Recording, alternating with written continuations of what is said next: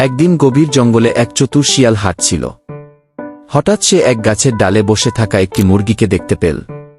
শিয়ালের মুখে জল এসে গেল। সে মনে মনে ভাবল, এই মুরগিটাকে কৌশলে ধরতে হবে গি। শিয়াল বলল, প্রিয় মুরগি ভাই, তুমি জানো তো, আজ থেকে জঙ্গলে শিকার নিষিদ্ধ। আমরা সবাই বন্ধু। আমি আর তোমাকে কখনো খেতে চাই না। তুমি নেমে এসো, আমরা গল্প করব ভি। মুরগি হেসে বলল, ও সত্যি? খুব ভালো কথা।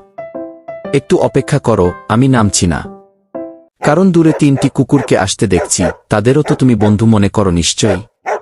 শিয়াল কাঁপতে কাঁপতে বলল, কুকুর কোথায়?